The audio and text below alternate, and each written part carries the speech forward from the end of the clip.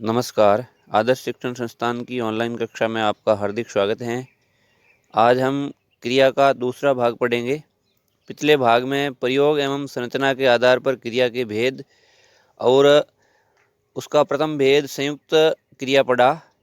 आज हैं प्रयोग एवं संरचना के आधार पर क्रिया के आगे के भेद। दूसरा भेद है नाम धातु क्रिया। संज्ञा अथवा विशेषण के साथ क्रिया जोड़ने से जो संयुक्त क्रिया बनती हैं उसे नाम धातु क्रिया कहते हैं।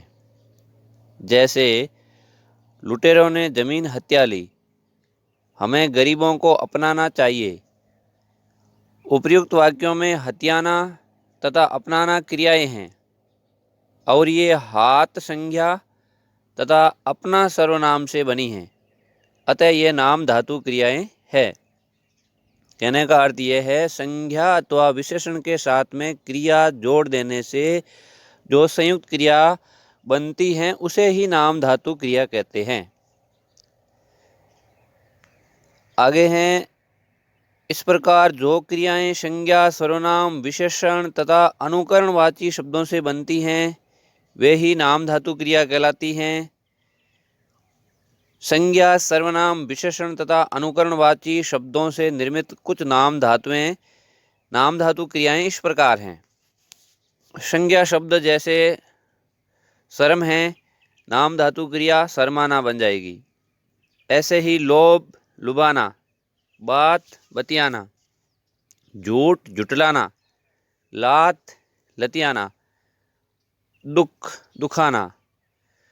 सर्वनाम शब्द अपना और इसे नाम धातु क्रिया बनेगी अपनाना। ऐसे ही विशेषण शब्द साठ से नाम धातु क्रिया सठियाना, तोतला से तुतलाना, नरम से नरमाना, गरम से गरमाना, लज्जा से लजाना, लालच से लालचाना, फिल्म से फिल्माना। अनुकरणवाची शब्द थप थप, नाम धातु क्रिया बनेगी थपथपाना। थर थर अनुकरणवाची शब्द से थरथराना, कंप कंप से कंप कंपाना, टन टन से टनटनाना, बड़ बड़ से बड़बड़ाना, खट खट से खटखटाना, घर घर से घर घराना। यहाँ देखने योग्य बात, नाम बोधक क्रियाएं संयुक्त क्रियाएं नहीं हैं। संयुक्त क्रियाएं तो दो क्रियाओं के योग से बनती हैं और नाम बोधक क्रियाएं संज्ञा अथवा विशेषण के मेल से बनती है। यही दोनों में अंतर है। तीसरा भेद है प्रेरणार्थक क्रिया। जब कर्ता किसी कार्य को स्वयं न करके किसी दूसरे को कार्य करने की प्रेरणा दें तो उस क्रिया को प्रेरणार्थक क्रिया कहते हैं। जैसे काटना से कटवाना, करना से कराना। एक अन्य उदाहरण इस प्रकार है, मालिक नौकर से कार साफ करवाता है, अध्यापिका छात्र से पाठ पढ़वाती है। उपयुक्त वाक्यों में मालिक तथा अध्यापिका प्रेरणा देने वाले कर्ता हैं, नौकर तथा छात्र को प्रेरित किया जा रहा है। अतः उपयुक्त वाक्यों में करवाता तथा पढ़वाती प्रेरणार्थक क्रियाएं हैं। प्रेरणार्थक क्रिया में दो कर्ता होते हैं। प्रथम प्रेरक कर्ता जो प्रेरणा देने वाला होता है, जैसे मालिक, अध्यापिका आदि। दूसरा प्रेरित कर्ता अर्थात प्रेरित होने वाला जिसे प्रेरणा दी जा रही है, जैसे नौकर, छात्र आदि। प्रेरणार्थक क्रिया के दो रूप हैं। प्रथम प्रेरणार्थक क्रिया, द्वितीय प्रेरणार्थक क्रिया। प्रथम प्रेरणार्थक क्रिया जैसे माँ परिवार के लिए भोजन बनाती हैं, जोकर सर्कस में खेल दिखाता है, रानी अनिमेष को खाना खिलाती है, नौकरानी बच्चे को झूला झुलाती हैं। इन वाक्यों में कर्ता प्रेरक बनकर के प्रेरणा दे रहा है, अतः ये प्रथम प्रेरणार्थक क्रिया के उदाहरण हैं और सभी प्रेरणार्थक क्रियाएं सकर्मक होती हैं। द्वितीय प्रेरणार्थक क्रिया, माँ पुत्री से भोजन बनवाती है, जोकर सर्कस में हाथी से करतब करवाता है। रानी राधा से अनिमेष को खाना खिलवाती हैं। माँ नौकरानी से बच्चे को झूला झुलवाती हैं। इन वाक्यों में कर्ता स्वयं कार्य न करके किसी दूसरे को कार्य करने की प्रेरणा दे रहा है और दूसरे से कार्य करवा रहा है, अतः यहाँ द्वितीय प्रेरणार्थक क्रिया है। प्रथम प्रेरणार्थक और द्वितीय प्रेरणार्थक दोनों क्रियाएं एक ही हो रही हैं, परंतु उनको करने और करवाने वाले कर्ता अलग अलग हैं। प्रथम प्रेरणार्थक क्रिया प्रत्यक्ष होती है तथा द्वितीय प्रेरणार्थक क्रिया अप्रत्यक्ष होती है। याद रखने वाली बात यह है कि अकर्मक क्रिया प्रेरणार्थक होने पर सकर्मक यानी कर्म लेने वाली हो जाती है। जैसे राम लजाता है, वह राम को लजवाता है। प्रेरणार्थक क्रियाएं सकर्मक और अकर्मक दोनों क्रियाओं से बनती हैं। ऐसी क्रियाएं हर स्थिति में सकर्मक ही रहती हैं। जैसे मैंने उसे हंसाया, मैंने उससे किताब लिखवाई। पहले में कर्ता अन्य कर्म को हंसाता है, दूसरे में कर्ता दूसरे को किताब लिखने को प्रेरित करता है। इस प्रकार हिंदी में प्रेरणार्थक क्रियाओं के दो रूप चलते हैं। प्रथम में ना का, द्वितीय में वाना का प्रयोग होता है। हंसाना, हंसवाना। प्रेरणार्थक क्रियाओं के कुछ अन्य उदाहरण समझते हैं। जैसे मूल क्रिया उठना, प्रथम प्रेरणार्थक उठाना, द्वितीय प्रेरणार्थक उठवाना। ऐसे ही उड़ना, उड़ाना, उड़वाना। चलना, चलाना, चलवाना। देना, दिलाना, दिलवाना। जीना, जिलाना, जिलवाना। लिखना, लिखाना, लिखवाना। जगना, जगाना, जगवाना। सोना, सुलाना, सुलवाना। पीना, पिलाना, पिलवाना। देना, दिलाना, दिलवाना। धोना, धुलाना, धुलवाना। रोना, रुलाना, रुलवाना। ऐसे ही घूमना, घुमाना, घुमवाना। अब है प्रयोग एवं संरचना के आधार पर क्रिया का चौथा भेद, पूर्वकालिक क्रिया। जिस वाक्य में मुख्य क्रिया से पहले यदि कोई क्रिया हो जाए तो वह पूर्वकालिक क्रिया कहलाती है। दूसरे शब्दों में जब कर्ता एक क्रिया समाप्त करके उसी क्षण दूसरी क्रिया में प्रवृत्त होता है तब पहली क्रिया पूर्वकालिक कहलाती है। जैसे पुजारी ने नहाकर पूजा की, राखी ने घर पहुंचकर फोन किया। उपर्युक्त वाक्यों में पूजा की तथा फोन किया मुख्य क्रियाएं हैं। इनसे पहले नहाकर पहुंचकर क्रियाएं हुई हैं, अतः ये पूर्वकालिक क्रियाएं हैं। पूर्वकालिक का शाब्दिक अर्थ है पहले समय में हुई। पूर्वकालिक क्रिया मूल धातु में कर अथवा कर के लगाकर बनाई जाती है। जैसे चोर सामान चुरा कर भाग गया, व्यक्ति ने भागकर बस पकड़ी, छात्र ने पुस्तक से देखकर उत्तर दिया, मैंने घर पहुंचकर। अगला भेद है मूल क्रिया।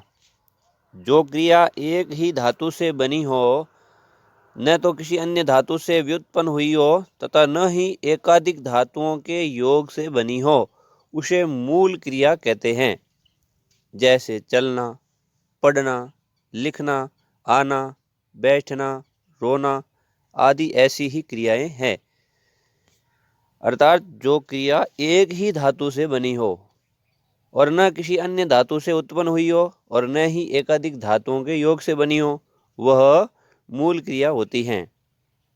वाक्यों में इनका प्रयोग देखिए। उसने पत्र लिखा, रमेश आया, लिखना, आना, ये मूल क्रियाएं हैं। छठा भेद है नामिक क्रिया। संज्ञा विशेषण आदि शब्दों के आगे क्रिया लगाकर, संज्ञा विशेषण आदि शब्दों के आगे क्रिया कर लगाने की बनी क्रिया को नामिक क्रिया कहते हैं। जैसे दिखाई देना, दाखिल होना, सुनाई पड़ना आदि क्रिया रूपों में देना, होना, पढ़ना आदि क्रिया कर हैं। इसे मिश्र क्रिया भी कहा जाता है। 7वां भेद है समस्त क्रिया। जो क्रिया दो धातुओं के योग से संपन्न हो तथा जिसमें दोनों धातुओं का अर्थ बना रहे उसे समस्त क्रिया कहते हैं। जैसे खेल कूद, उठ बैठ, चल फिर, मारपीट, कह सुन आदि ऐसी ही क्रियाएं है। प्रयोग एवं संरचना के आधार पर क्रिया का 8वां भेद है सामान्य क्रिया। जब किसी वाक्य में एक ही क्रिया का प्रयोग हुआ हो उसे सामान्य क्रिया कहते हैं। जैसे लड़का पढ़ता है। अगला है सहायक क्रिया। मूल क्रिया के साथ में प्रयुक्त होने वाली क्रिया को सहायक क्रिया कहते हैं। जैसे वह फिसला, वह फिसल गया, वह फिसल गया है। उपर्युक्त तीनों वाक्यों में फिसलना मूल क्रिया है। पहले वाक्य में क्रिया एक शब्द की है, फिसला। दूसरे वाक्य में क्रिया 2 शब्द की है, फिसल गया। गया सहायक क्रिया है। इसी प्रकार तीसरे वाक्य में गया है सहायक क्रिया है। हिंदी में चल, पढ़, रुक, आ, जा, उठ, दे, बैठ, बन आदि धातुओं का प्रयोग सहायक क्रिया के रूप में भी होता है। अगला भेद है सजातीय क्रिया। जब कुछ अकर्मक और सकर्मक क्रियाओं के साथ में उनके धातु की बनी भाववाचक संज्ञा के प्रयोग को ही सजातीय कहते हैं। जब कुछ अकर्मक और सकर्मक क्रियाओं के साथ उनके धातु की बनी भाववाचक संज्ञा के प्रयोग को ही सजातीय क्रिया कहते हैं। जैसे भारत ने लड़ाई लड़ी, हमने खाना खाया, वह अच्छी लिखाई लिख रहा है। लड़ाई लड़ी, खाना खाया, लिखाई लिख, ये सजातीय क्रियाएं हैं, समान जाति की क्रियाएं हैं। 11वां और अंतिम भेद है विधि क्रिया। जिस क्रिया से किसी प्रकार की आज्ञा का पता चले उसे विधि क्रिया कहते हैं। जैसे यहाँ से चले जाओ, आप काम करते रहिए। अगला है समापिका तथा असमापिका क्रिया। समापिका क्रिया हिंदी में क्रिया सामान्यतः वाक्य के अंत में लगती हैं। वाक्य क्रिया से समाप्त होता है। इसी कारण ऐसी क्रिया को समापिका क्रिया कहा जाता है। उदाहरण, राम विद्यालय गया, इसने भिखारी को खाना खिलाया। यहाँ गया तथा खिलाया समापिका क्रिया है। असमापिका क्रिया, जो क्रिया अपने सामान्य स्थान वाक्य के अंत में न आकर कहीं अन्यत्र आए वह असमापिका क्रिया कहलाती हैं। जैसे उसने डूबते बच्चे को बचा लिया, यही कहते हुए वह चला गया। एक हंसमुख डॉक्टर को देखकर ही आधी बीमारी भाग जाती है। घर आए बेटे को उसने पहले खाना खिलाया, अब बैठना क्यों चाहते हो। इन वाक्यों में डूबते, कहते हुए, देखकर, आए तथा बैठना क्रियाएं असमापिका प्रकार की हैं। इन उदाहरणों से स्पष्ट होता है कि क्रिया के साथ ते हुए, कर, ए, ना आदि लगाकर असमापिका क्रिया रूप बनते हैं। इनका प्रयोग संज्ञा विशेषण अथवा क्रिया विशेषण के रूप में होता है। उदाहरण, उसे लिखना नहीं आता, संज्ञा। रोते बच्चे को मिठाई दो, विशेषण। वह समाचार सुनते ही चला आया, क्रिया विशेषण। आगे हैं कर्म के आधार पर क्रिया के भेद। कर्म की दृष्टि से क्रिया के निम्नलिखित 2 भेद होते हैं। प्रथम है सकर्मक क्रिया, द्वितीय है असकर्मक क्रिया। अकर्मक क्रिया। सकर्मक क्रिया वाक्य में जिस क्रिया के साथ कर्म भी हो उसे सकर्मक क्रिया कहते हैं। इसे हम इस प्रकार भी कह सकते हैं, वे क्रिया जिनको करने के लिए कर्म की आवश्यकता होती हैं सकर्मक क्रिया कहलाती हैं। दूसरे शब्दों में वाक्य में क्रिया के होने के समय कर्ता का प्रभाव अथवा फल जिस व्यक्ति के या वस्तु पर पड़ता है उसे कर्म कहते हैं। सरल शब्दों में जिस क्रिया का फल कर्म पर पड़े उसे सकर्मक क्रिया कहते हैं। जैसे अध्यापिका पुस्तक पढ़ा रही हैं, माली ने पानी से पौधों को सींचा। उपयुक्त वाक्यों में पुस्तक, पानी और पौधे शब्द कर्म हैं, क्योंकि कर्ता अध्यापिका तथा माली का सीधा फल इन्हीं पर पड़ रहा है। क्रिया के साथ क्या, किसे, किसको लगाकर प्रश्न करने पर यदि उचित उत्तर मिले तो वह सकर्मक क्रिया होती हैं। जैसे उपर्युक्त वाक्यों में पढ़ा रही हैं, सींचा क्रियाएं हैं। इनमें क्या, किसे तथा किसको प्रश्नों के उत्तर मिल रहे हैं, अतः ये सकर्मक क्रियाएं हैं। कभी कभी सकर्मक क्रिया का कर्म छिपा रहता है, जैसे वे गाता है, वह पढ़ता है। यहाँ गीत और पुस्तक जैसे कर्म छिपे हैं। सकर्मक क्रिया के भेद। सकर्मक क्रिया के निम्नलिखित दो भेद होते हैं। प्रथम है एक कर्मक क्रिया, द्वितीय द्विकर्मक क्रिया। एक कर्मक क्रिया जिस सकर्मक क्रियाओं में केवल एक ही कर्म होता है वे एक कर्मक क्रिया कहलाती है। दूसरे शब्दों में जब वाक्य में क्रिया के साथ एक कर्म प्रयुक्त हो तो उसे एक कर्मक क्रिया कहते हैं। जैसे श्याम फिल्म देख रहा है, नौकरानी झाड़ू लगा रही है। इन उदाहरणों में फिल्म और झाड़ू कर्म हैं। देख रहा है तथा लगा रही है क्रिया का फल सीधा कर्म पर पड़ रहा है। साथ ही दोनों वाक्यों में एक ही कर्म है, अतः यहाँ एक कर्मक क्रिया है। द्विकर्मक क्रिया। द्विकर्मक अर्थात दो कर्मों से युक्त। जिन सकर्मक क्रियाओं में एक साथ दो कर्म होते हैं वे द्विकर्मक सकर्मक क्रिया कहलाते हैं। कभी कभी वाक्य में दो कर्म होते हैं, एक गौण कर्म व दूसरा मुख्य कर्म। गौण कर्म यह क्रिया से दूर होता है, प्राणीवाचक होता है तथा विभक्ति सहित होता है। मुख्य कर्म यह क्रिया के पास होता है, अप्राणीवाचक होता है, विभक्ति रहित होता है। जैसे श्याम अपने भाई के साथ फिल्म देख रहा है, नौकरानी फिनाइल से पोछा लगा रही है।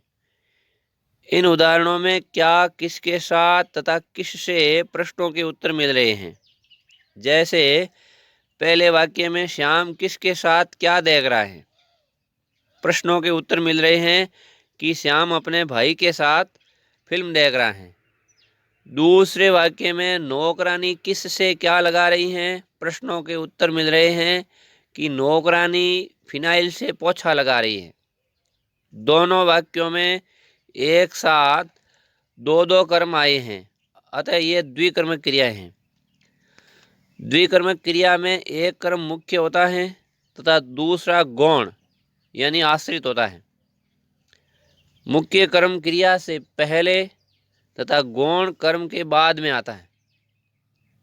मुख्य कर्म अप्राणीवाचक होता है जबकि गौण कर्म प्राणीवाचक होता है। गौण कर्म के साथ को विभक्ति का प्रयोग किया जाता है जो कई बार अप्रत्यक्ष भी हो सकती हैं। जैसे बच्चे गुरुजन को प्रणाम करते हैं। गुरुजन गौण कर्म है, प्रणाम मुख्य कर्म है। सुरेंद्र ने छात्र को गणित पढ़ाया। दूसरा है अकर्मक क्रिया। वे क्रिया जिनको करने के लिए कर्म की आवश्यकता नहीं होती हैं, अकर्मक क्रिया कहलाती हैं। दूसरे शब्दों में, जिन क्रियाओं का व्यापार और फल कर्ता पर हो वे अकर्मक क्रिया कहलाती हैं। अधन कर्मक अर्थात कर्म रहित, कर्म के बिना जिन क्रियाओं के साथ कर्म न लगा हो तथा क्रिया का फल कर्ता पर ही पड़े, उन्हें अकर्मक क्रिया कहते हैं। अकर्मक क्रियाओं का कर्म नहीं होता है। क्रिया का व्यापार और फल दूसरे पर न पड़कर कर्ता पर पड़ता है। उदाहरण के लिए, श्याम सोता है, इसमें सोना क्रिया अकर्मक है। श्याम करता है, सोने की क्रिया उसी के द्वारा पूरी होती है, अतः सोने का फल भी उसी पर पड़ता है, इसलिए सोना अकर्मक है। अन्य उदाहरण, पक्षी उड़ रहे हैं, बच्चा रो रहा है। उपर्युक्त वाक्यों में कोई कर्म नहीं है, क्योंकि यहाँ क्रिया के साथ क्या, किसे, किसको, कहाँ आदि प्रश्नों के कोई उत्तर नहीं मिल रहे हैं। अतः जहाँ क्रिया के साथ इन प्रश्नों के उत्तर न मिले वहाँ अकर्मक क्रियाएं होती हैं। कुछ अकर्मक क्रियाएं इस प्रकार हैं: तैरना, कूदना, सोना, ठहरना, उछलना, मरना, जीना, बरसना, रोना, चमकना आदि। सकर्मक और अकर्मक क्रियाओं की पहचान। सकर्मक और अकर्मक क्रियाओं की पहचान क्या, किसे या किसको आदि प्रश्न करने से होती है। यदि कुछ उत्तर मिले हैं तो समझना चाहिए कि क्रिया सकर्मक है, और यदि न मिले तो अकर्मक होगी। जैसे राम फल खाता है, प्रश्न करने पर कि राम क्या खाता है, उत्तर मिलेगा फल, अतः खाना क्रिया सकर्मक है। सीमा रोती हैं, इसमें प्रश्न पूछा जाए कि क्या रोती हैं, तो कुछ भी उत्तर नहीं मिला, अतः इस वाक्य में रोना क्रिया अकर्मक है। उदाहरणार्थ, मारना, पढ़ना, खाना, इन क्रियाओं में क्या, किसे लगाकर प्रश्न किए जाएं तो इनके उत्तर इस प्रकार होंगे। प्रश्न, किसे मारा, उत्तर किशोर को मारा। प्रश्न, क्या खाया, उत्तर खाना खाया। प्रश्न, क्या पढ़ता है, उत्तर किताब पढ़ता है। इन सब उदाहरणों में क्रियाएं सकर्मक हैं। कुछ क्रियाएं अकर्मक और सकर्मक दोनों होती हैं, और प्रसंग अथवा अर्थ के अनुसार इनके भेद का निर्णय किया जाता है। जैसे अकर्मक में उसका सिर खुजलाता है, सकर्मक वह अपना सिर खुजलाता है। बूंद बूंद से घड़ा भरता है, अकर्मक मैं घड़ा भरता हूँ, सकर्मक। तुम्हारा जी ललचाता है, अकर्मक, सकर्मक ये चीज़ें तुम्हारा जी ललचाती हैं। धन्यवाद। आज के लिए इतना ही।